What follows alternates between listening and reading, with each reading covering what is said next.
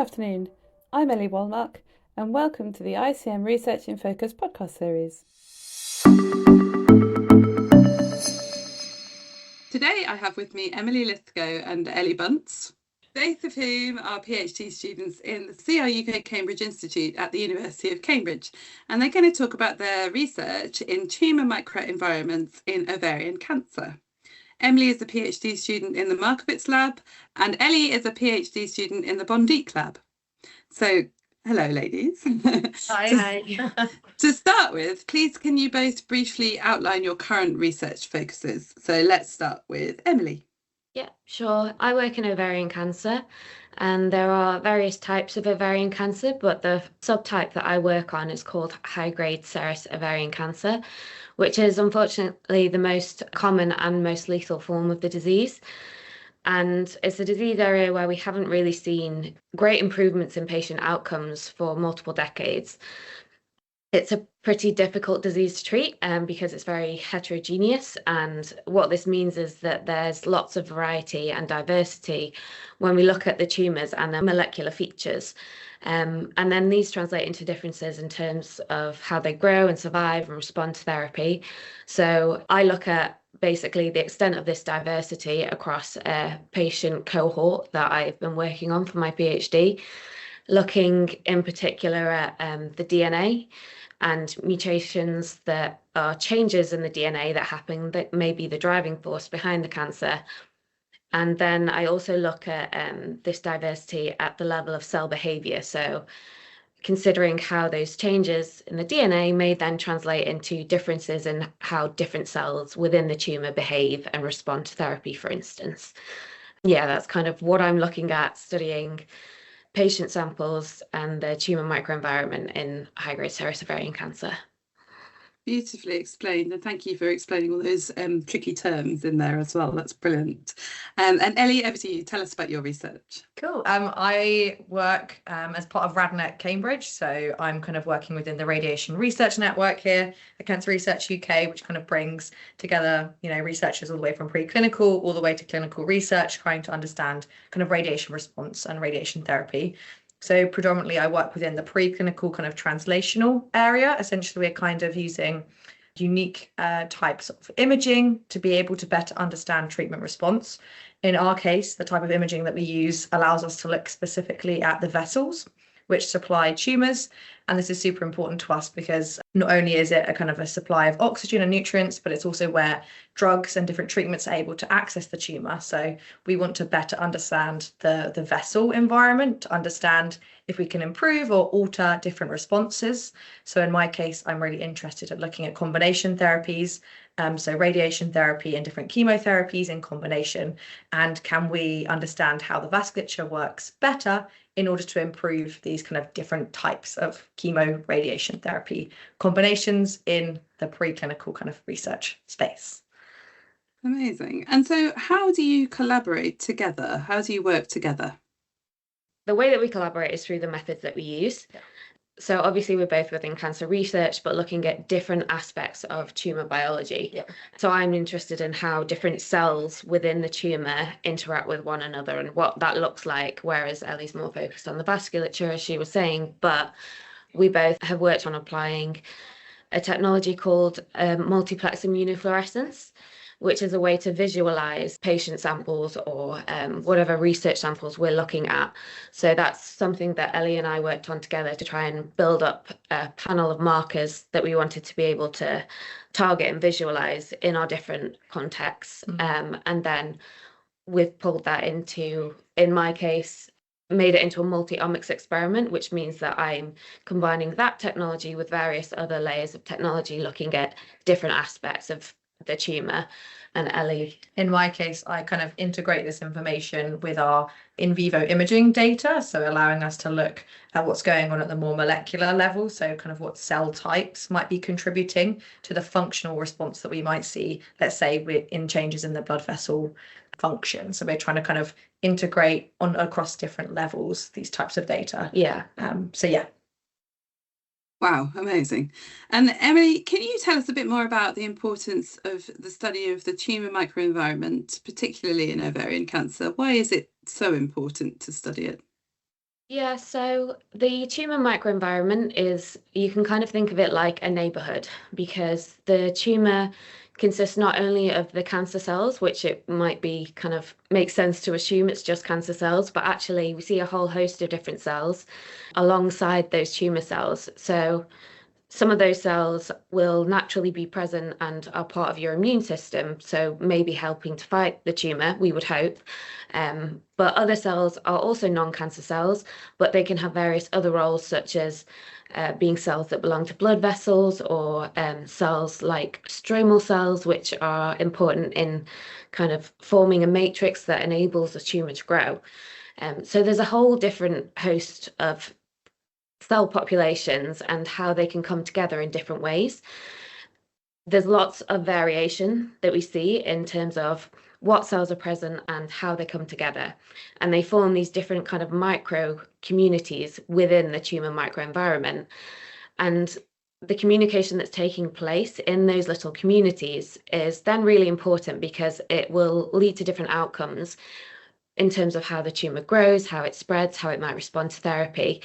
So studying this environment is important because it helps scientists to understand how cancer survives and avoid the immune system. And this can help us to understand how we can develop better treatments and target not just the cancer cells, but the processes going on in their environment that might be helping the cancer.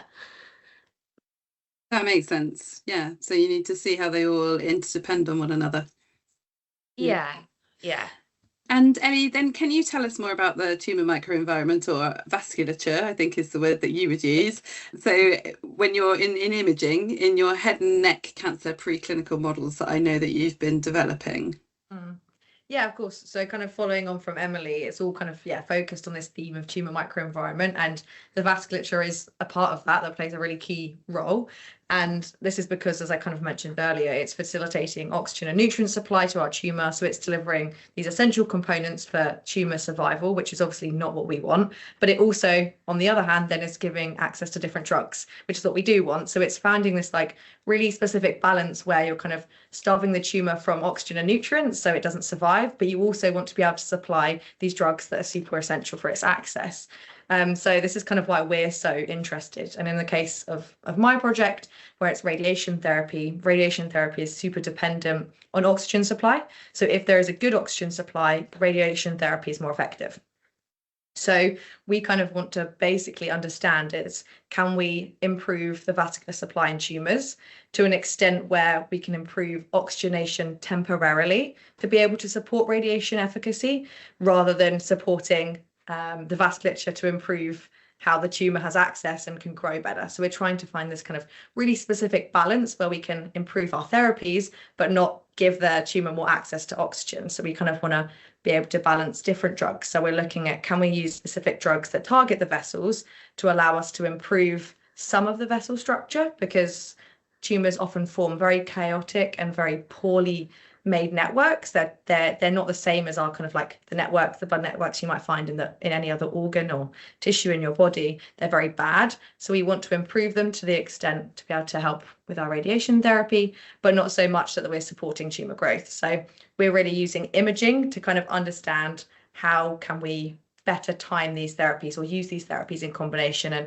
at what point does one become beneficial to the other, or at what point does it become detrimental. So that's really what we're trying to understand. My next question is, what is chromosomal instability and why is it important when you're thinking about the treatment of cancer? Now, I have done a whole podcast on this topic with Florian, so if you can just give us a potted answer, and then perhaps my listeners can go and listen to the other podcast if they want more information. I can try and dig into that one a little bit, because that's chromosomal instability is actually really important in the subtype of ovarian cancer I work on. And essentially, your body cells have a set number of chromosomes, which you can kind of think of like books in a library is the analogy that's quite often used, where the books are the chromosomes that carry the instructions, which is the DNA, for then how cells operate and carry out the normal functions of our bodies. And in chromosomal instability, we can gain or lose sections of chromosomes kind of like mixing up or tearing out pages of those instruction books. So then this means that cancer cells are constantly changing their genetic makeup, which makes them unpredictable and harder to treat. And in this cancer, it has a kind of knock-on effect, because once you have a certain degree of kind of changes in the DNA, it then allows for further DNA damage to accumulate because things just start going wrong. So cells that have chromosomal instability can change and adapt quite quickly, which can then help them find new ways to survive or spread and get past a treatment that might have originally worked, for instance. So whilst it's something that cancers can use to get past clinicians, essentially, it's also a vulnerability that we can exploit when we're trying to develop new treatments.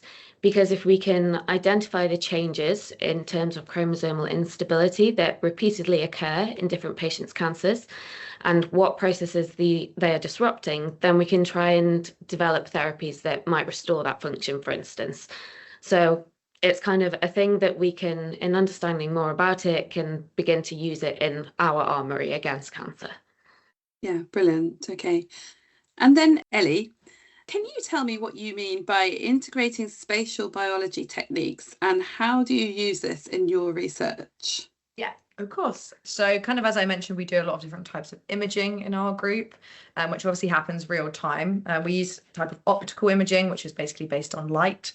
And the problem with this is we don't get all the information we need because light can only penetrate so far through the skin. So a lot of the time we get quite superficial information, and we need to integrate. So we need to kind of build in other bits of information to fully understand the picture. So from our optical imaging, we can sometimes get information such as how well the oxygen is distributed through parts of a tumor, or we can understand perhaps like vessel shape at the top level of the tumor. But to be able to really understand what's causing these kind of more functional effects, we need to really understand on the small molecular level what different cells contribute, or what different markers might be causing this response, or might be changing in response to different treatments. So when I say integrating, I kind of mean this idea of we need lots of different bits of information from different types of data to really get a full picture of what's going on, because once you have that, then you can start to apply these techniques and these ideas individually later on. So what types of data, you've mentioned data already a little bit there, Ellie, what types of data do you integrate in your research, and how does integrating all of this data and all of this information help you understand how to treat cancer better?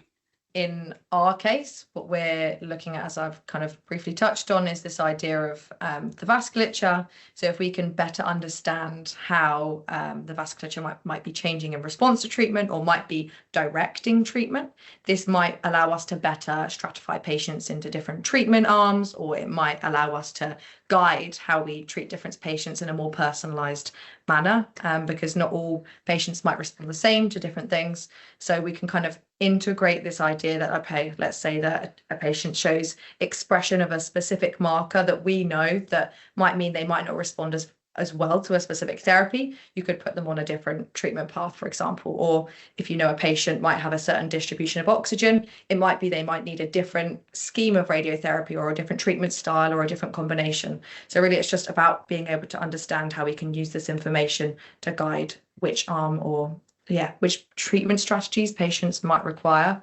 Yeah, so for me, I've already mentioned the term multi-omics, and that is where we use different types of technologies to build a bigger picture about, for instance, the tumour that I'm studying in my case. So I use different types of omics, different technologies to gather the data for my research. And for me, that looks like the immunofluorescence imaging, which we worked on together quite closely with to apply in different ways in our work. But then also I do various forms of DNA sequencing so that I can look at the genetic makeup of a tumour, how that varies between patients and also within a single tumour, because that's something that is heterogeneous both between and within patients. I also look at RNA, which is another form of sequencing that I can do to look at basically how the cells behave, whether or not the changes in the DNA are affecting what we expect the function of those cells to be. And I also look at this through a technology called spatial transcriptomics, which brings in that spatial aspect that we were speaking about earlier, where I can look at the genetic makeup of cells, how they're behaving and what they're doing in the exact spatial context of where they lie within that tissue, and look at those communities of cells within the environments that I was speaking about. So it's back to the tumour microenvironment and how it all relates to one another. Yeah, okay, makes sense. And then how might this research affect a patient's treatment journey? So you've already spoken a little bit about how it can help personalise treatment. Can you tell us a little bit more about that? The research that kind of we're carrying out is very much exploratory at the moment. It's helping us to gain a better understanding of the disease and how it progresses. But I think the overall aim is to bring us closer to truly personalised medicine. And this means that we're making treatment decisions based not just on the general information or knowledge that a person has this cancer, but on that patient's tumour at the cellular and molecular level. It makes it more precise because it enables us to understand what's going on in their specific disease. And then that means we can make more informed treatment decisions, identifying the best therapies for each patient, making us not only more effective in terms of treating the disease, but also helping us to avoid unnecessary side effects that a disease that that patient might not necessarily benefit from might have to go through. We can kind of intervene at an earlier point and try and get ahead of ourselves in that sense. So at this point, I think the research is helping us to understand how the cancer develops and then how we can develop applications based on this information. Brilliant. So in a way, you, apart from personalising the treatment, you're also saving patients from unnecessary treatment and unnecessary toxicity, and that can be really important, can't it?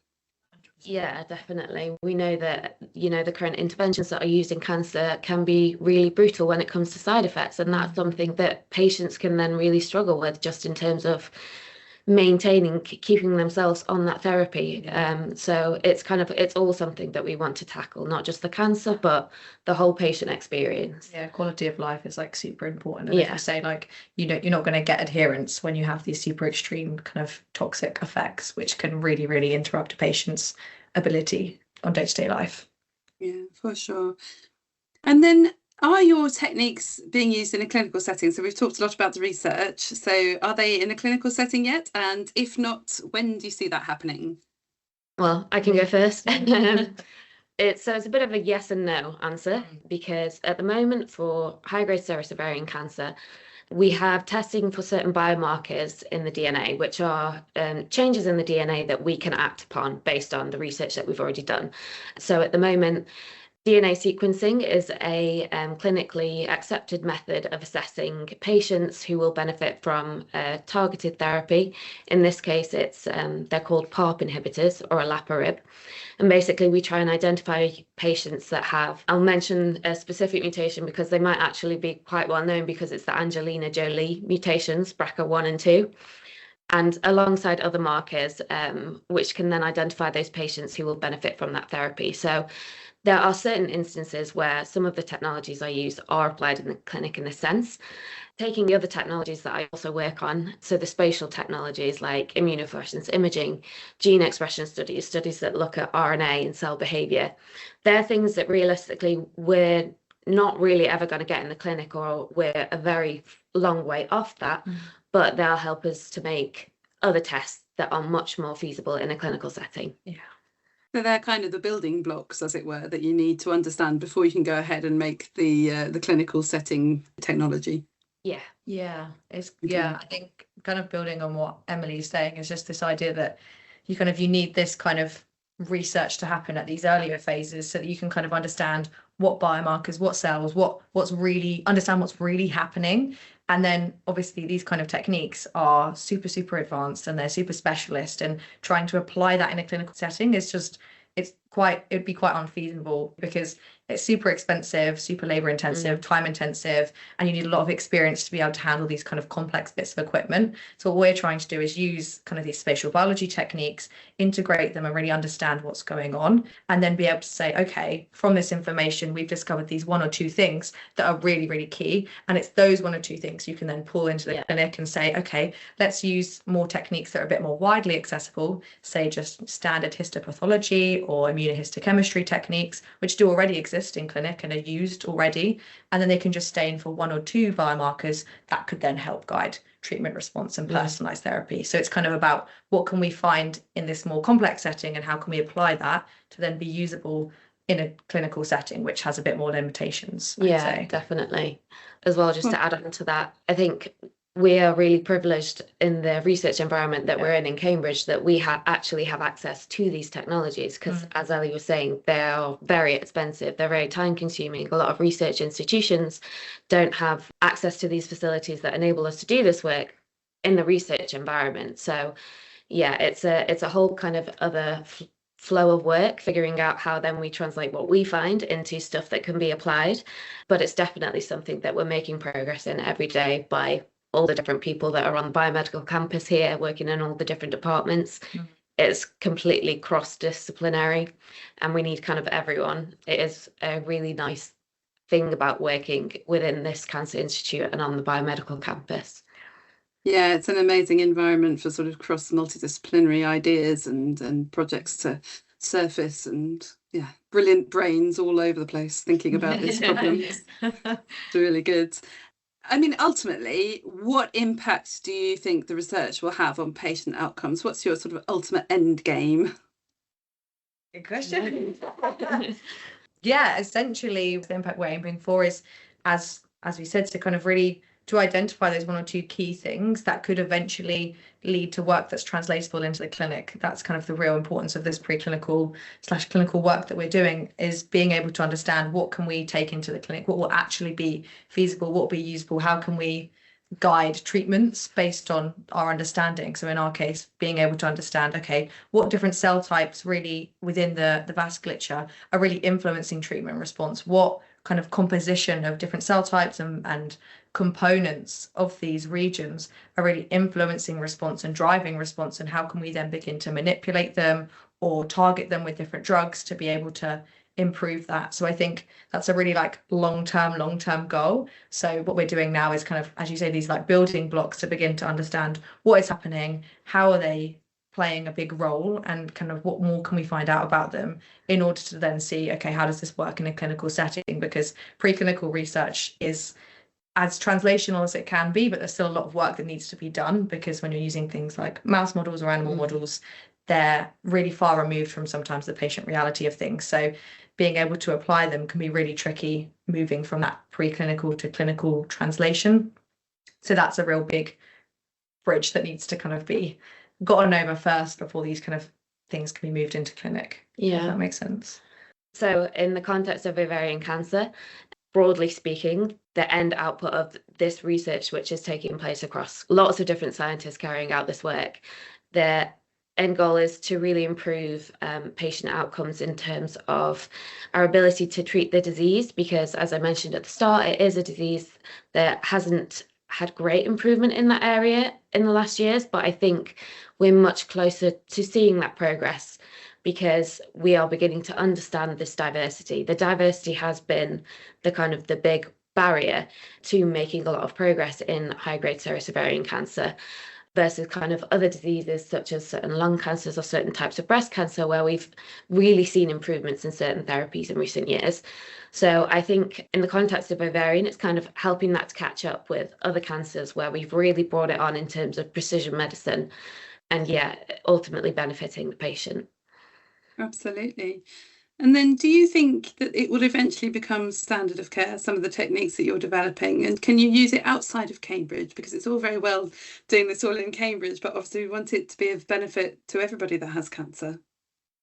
What I would say with this is, these techniques you can do, these kind of advanced spatial biology techniques outside of Cambridge. There are many labs that do internationally have access to this kind of equipment.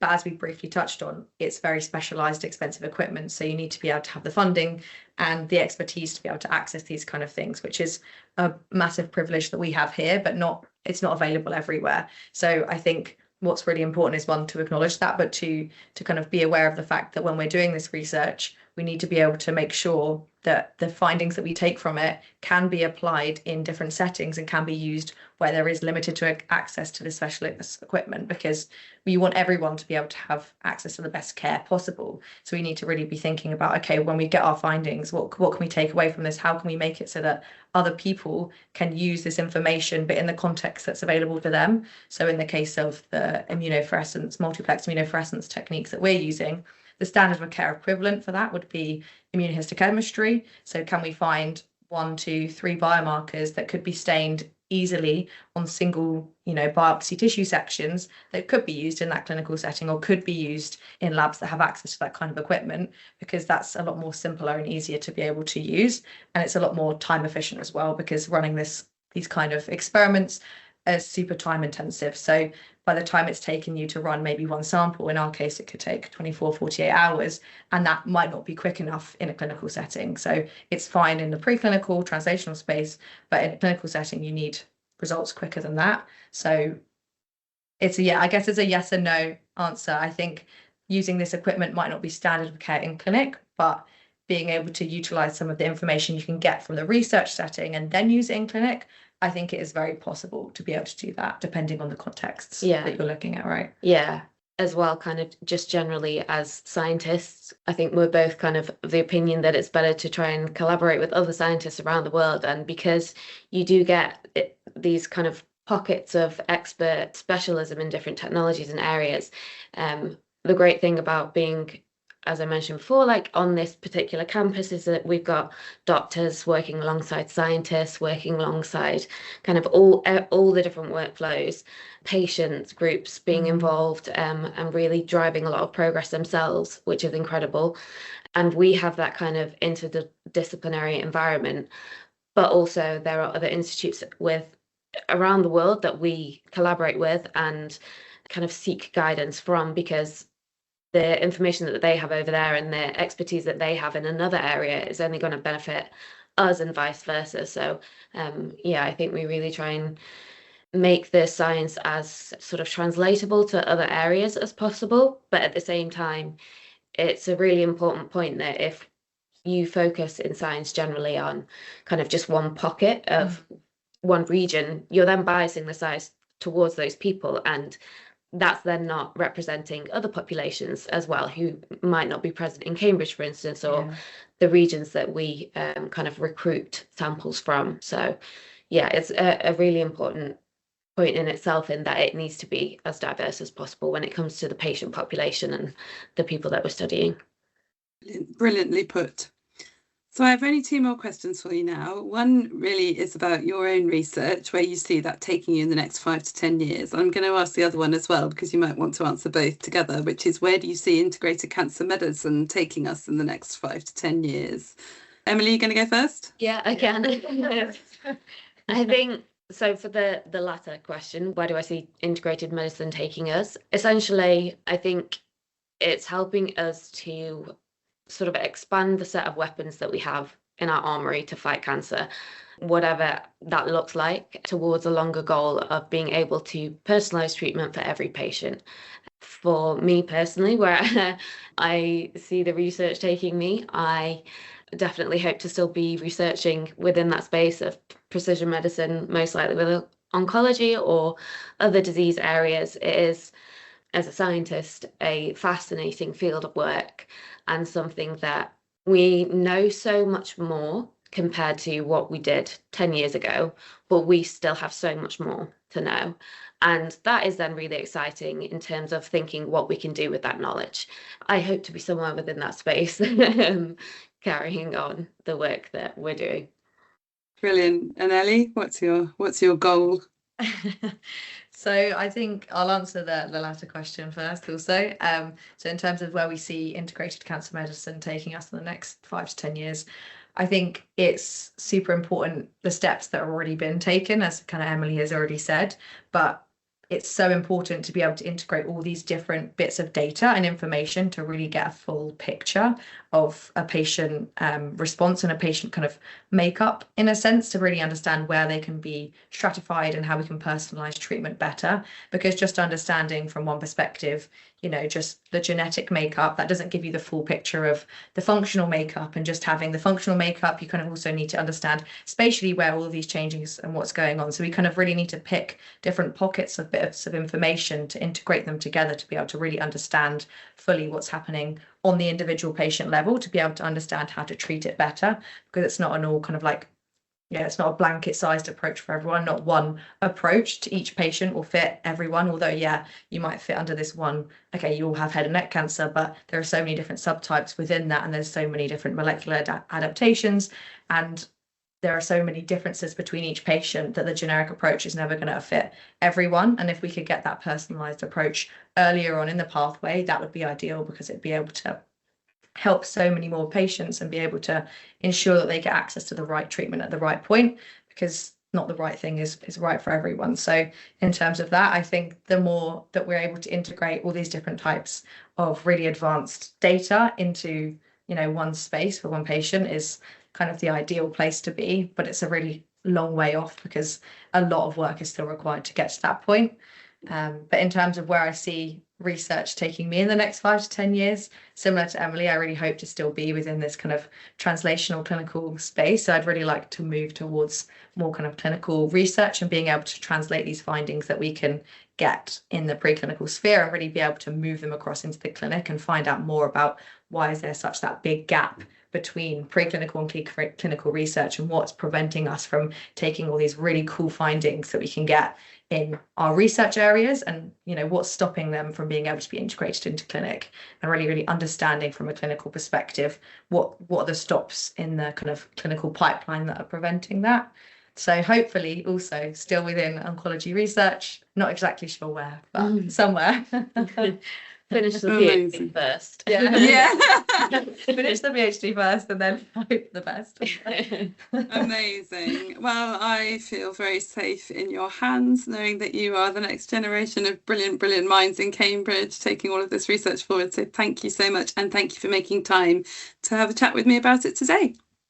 Thank you so much for having us. Yeah.